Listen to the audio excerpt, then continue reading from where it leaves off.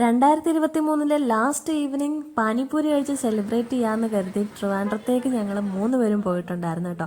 അതൊക്കെ കഴിച്ച് മാനവീയം വീതിയിൽ കൂടി ഇങ്ങനെ പോകുമ്പോഴാണ് ഏഷ്യാനെറ്റ് റിപ്പോർട്ടർ ഞങ്ങളെ ലൈവിലേക്ക് ഇൻവൈറ്റ് ചെയ്യുന്നത്.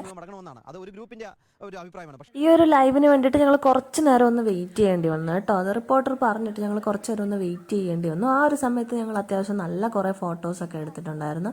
കാരണം നല്ലൊരു ലൈറ്റിംഗ് ഒക്കെ ഉണ്ടായിരുന്ന സമയമാണ്, ഈവനിങ് ലൈറ്റ്, അധികം തിരക്കില്ല.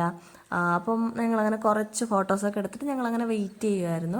പിന്നെ ഞങ്ങളത് കഴിഞ്ഞിട്ട് ഞങ്ങൾ കുറച്ചൊന്ന് ജ്യൂസോ എന്തെങ്കിലും കഴിക്കാനായിട്ട് തൊട്ടപ്പുറത്തുള്ള ഒരു ഷോപ്പിലേക്ക് പോയി.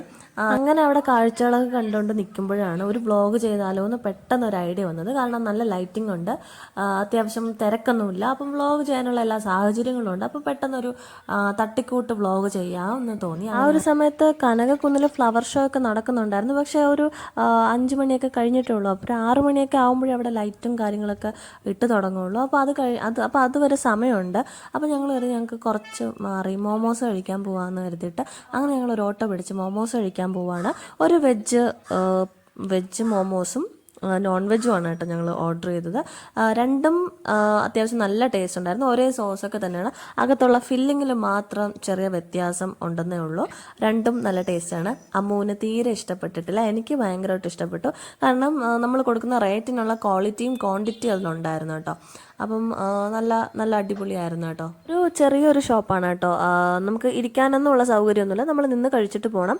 പിന്നെ തിരക്കില്ലാത്തതുകൊണ്ട് ഞങ്ങൾക്ക് കൂളായിട്ട് അവിടെ നിന്ന് കഴിക്കാൻ പറ്റി. അത്യാവശ്യം തിരക്കുള്ള സമയമാണെങ്കിൽ അതിനും കുറച്ച് ബുദ്ധിമുട്ട് ആവുമായിരുന്നു. പക്ഷേ ഇത് ഞങ്ങളും കുറച്ച് പേര് മാത്രമേ ഉണ്ടായിരുന്നുള്ളൂ. കാരണം തിരക്കായി വരുന്നേ ഉള്ളൂ. New year celebration രാത്രിയാണല്ലോ.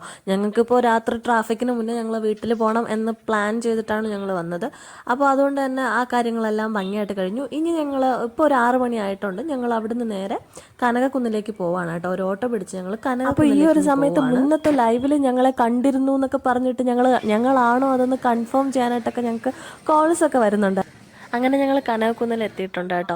അപ്പോൾ ഫ്ലവർ ഷോ കണ്ടിറങ്ങിയവരൊന്നും നല്ല അഭിപ്രായം പറയാത്തതുകൊണ്ട് ഞങ്ങൾ അതിനൊന്നും ടിക്കറ്റ് എടുത്തിട്ടില്ല. ഞങ്ങൾ വീട്ടിലേക്ക് പോകാമെന്ന് പ്ലാൻ ചെയ്യുവാണ് കേട്ടോ. അപ്പോൾ ഈ വീഡിയോ ഇഷ്ടമായെങ്കിൽ നിങ്ങൾ ലൈക്ക് ചെയ്യുക കേട്ടോ. Okay, by.